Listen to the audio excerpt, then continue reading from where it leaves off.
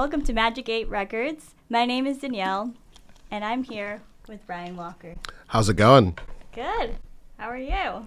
Doing well. I'm glad to be great with Magic 8. So Be great with Magic 8. Yep. Absolutely. All right. So we're going to get to some questions, and then after the questions, I'm going to have you shake a Magic 8 ball. Okay. But because I don't have the Magic 8 ball with me, we're going to use an app. Is that okay? That's totally fine. Okay, cool. So, my first question is, if you had to choose 3 venues in Boston, where would you play? Ooh. I think Paradise is one. Sweet. The Ballroom's another. And I think another nice one would be the MGM. I know I'm like aiming big.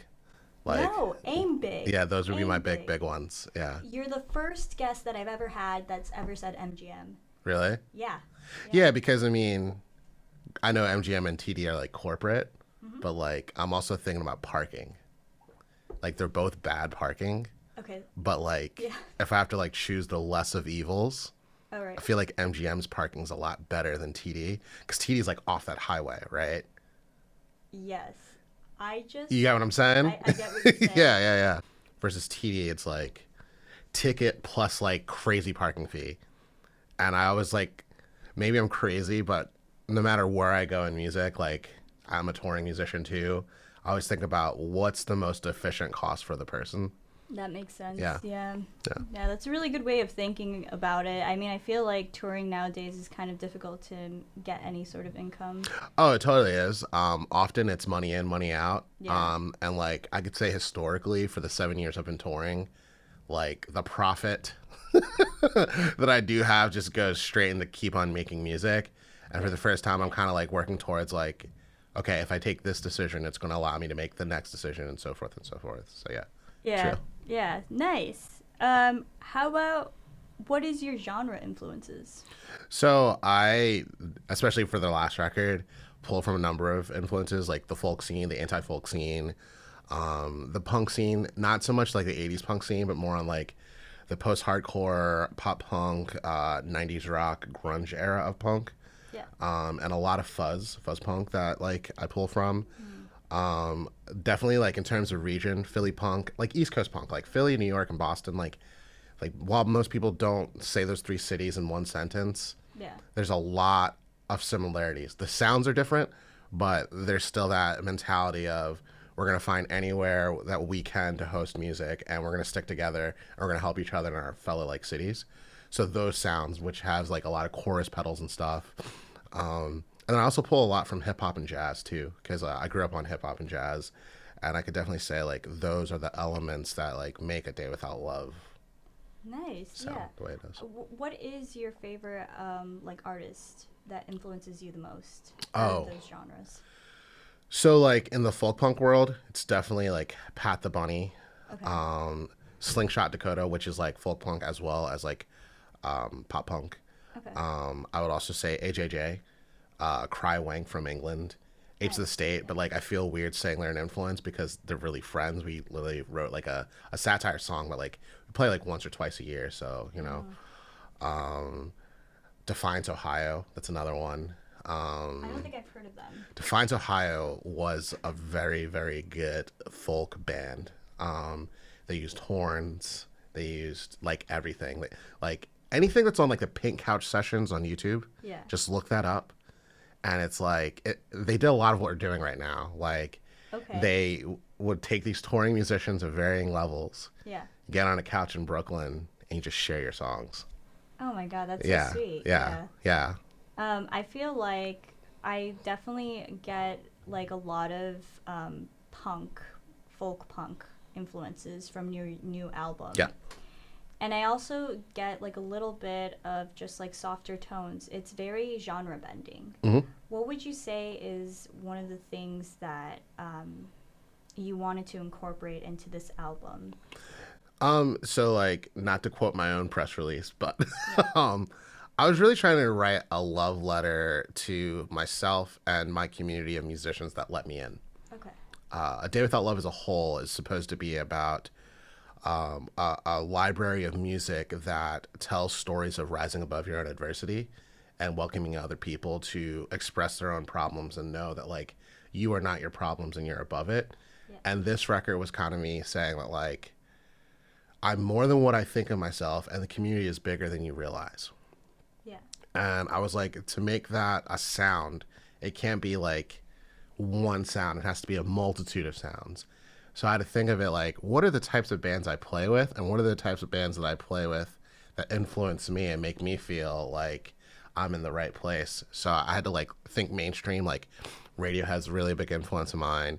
AJJ is a big influence of mine. Pat the Bunny is a big influence of mine. Kimya Dawson, like all those bands. So you were writing for a whole community and for the just yourself, like to spread the love of what you have to give. Correct. Yeah. Yeah. That's really sweet. Yeah. I feel like when I was listening to it, I definitely got the sense of like, I don't know, I felt like I was going on like a journey of like different people. I was like at a party meeting different people throughout the song. That's exactly what I wanted to make it feel like, because I had to make the sounds different to make people realize it's different people, but I also wanted it to feel like a playlist. Yeah. Because we're living in this world of playlists. Yeah, that's very true. But I also wanted it to be different so that no matter who listens to it, someone feels like there was a song that resonated to them or multiple songs that resonated with them. Yeah. Okay. Sweet. Sweet. All right. Let me just open up my phone. Oh, sure. There it goes. All right.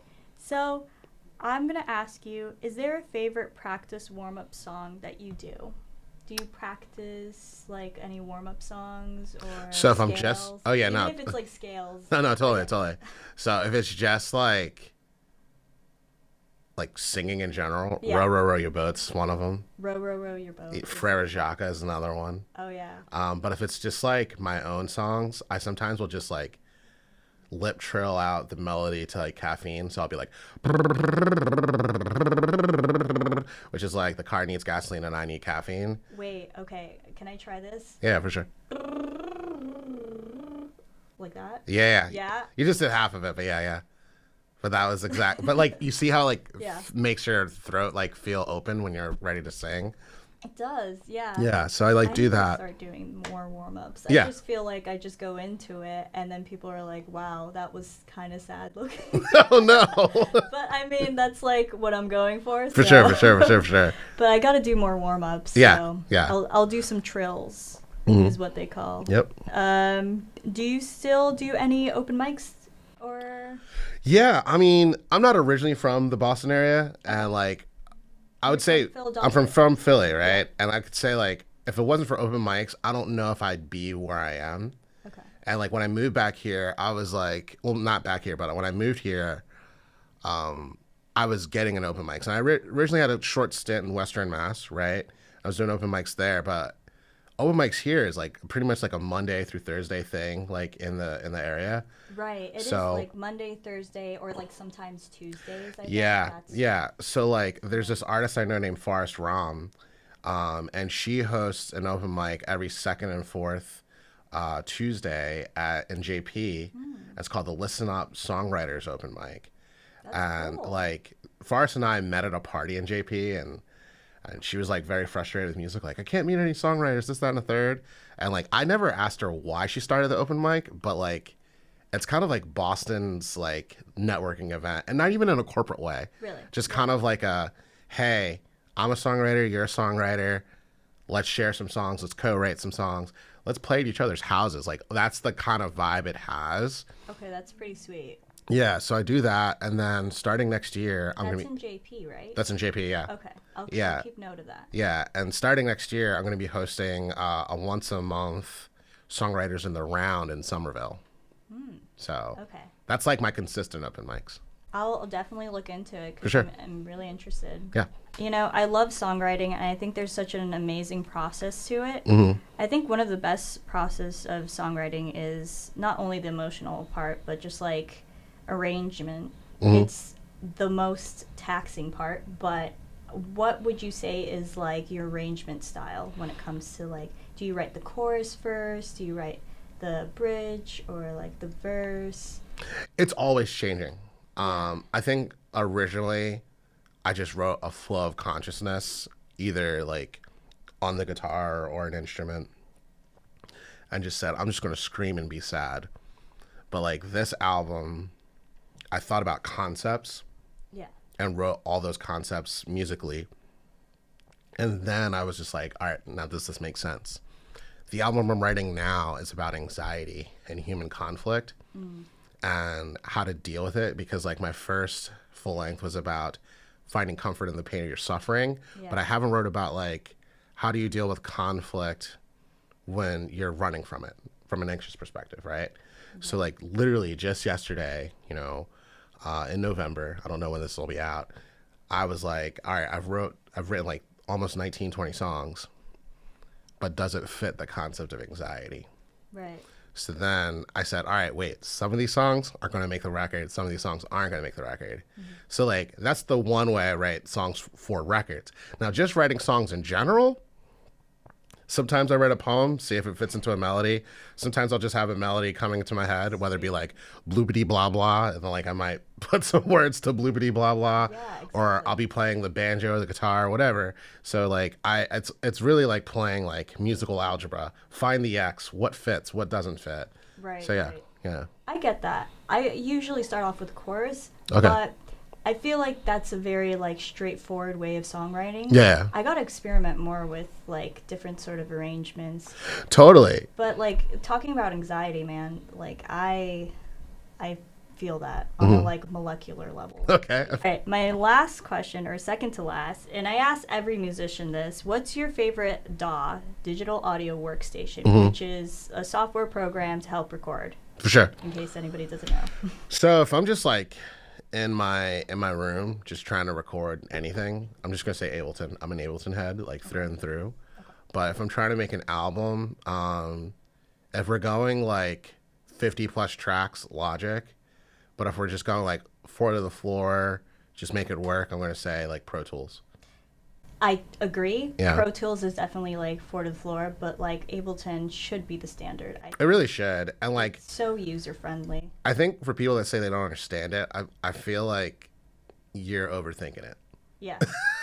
Because like, I think most DAWs are made to be complicated for God knows what reason. Seriously. But Ableton, it's like, okay, there's horizontal mode, vertical mode. And like, I personally like to write like when I'm in a DAW horizontally as opposed to vertically. And for anyone that like was wondering like what does that mean, like horizontally is like when the tracks Right. So it basically is when you're recording just the track sideways. Yes, exactly. It literally is just horizontally. And Ableton just does it vertically, and you can do like different loop styles. You can like kind of like put it into the horizontal tracks. I think, I agree. Yeah. Vertical is probably the way to go. And then on top of that is kind of just like the retake aspect is really awesome. The seamlessness ability to go from audio to MIDI is very easy. There's just like so many things that I feel like. This is not sponsored by Ableton. No, I'm not sponsored by Ableton. Yeah. Ableton is not giving me money. And you just said they're not giving you money either. But it's just like, there's just so many things that allow you to be genre agnostic. You want to write a rock song? Ableton. You want to write a pop song? Ableton. Hip hop? Ableton. Like there's nothing you can't do. Whereas like those other ones kind of have learning limitations, because you can do anything on all the other DAWs. Yeah. But I just feel like Ableton is so user friendly. It really is. I totally agree. All right, are you ready to ask the Magic 8 Ball? I'm totally for it. All right, let's see. Let's see if this pops up. Oh, before I have you shake it. Okay. Okay, one last question. Is nacho versus taco, like, what's your actual preference? Tacos. Tacos? Yeah, I'm actually making tacos today with my partner. Sweet. So. Yeah. Sweet. Okay. All right. So this is the 8 ball. Hello, master. Ask a question and shake the magic 8-bit ball. This is great. Okay, I'm shaking it. Wait, it says concentrate and ask again, so I'll close my eyes. Really think about it. All right. What does this even mean? What did it say? It says better not tell you now. Better not tell you now. You heard it here. Better not tell you now. Yeah, I don't know what that means, but I won't tell you now. Will you say what your question was? I better not tell you now. Better not tell me now. Yeah. Well, some things here in Magic Gate stays secrets. Yeah. I plead the fifth. All right. Thank you so much, Brian Walker. Anytime. And good luck to your new album. Thank you. This is Caffeine by A Day Without Love from my record, A Stranger That You Met Before.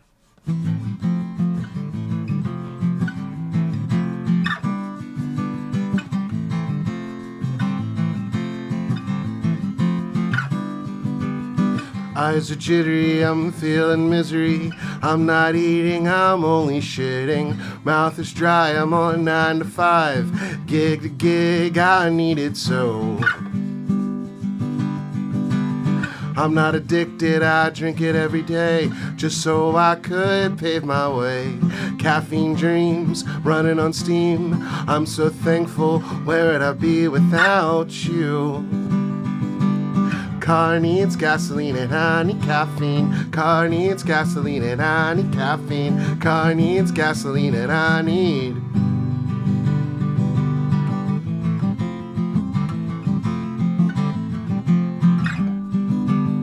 I am the driver, state to state. I am the writer, I'll share my story. Pick me up when I am down. I am thankful for the strong and brown. Car needs gasoline and I need caffeine. Car needs gasoline and I need caffeine. Car needs gasoline and I need.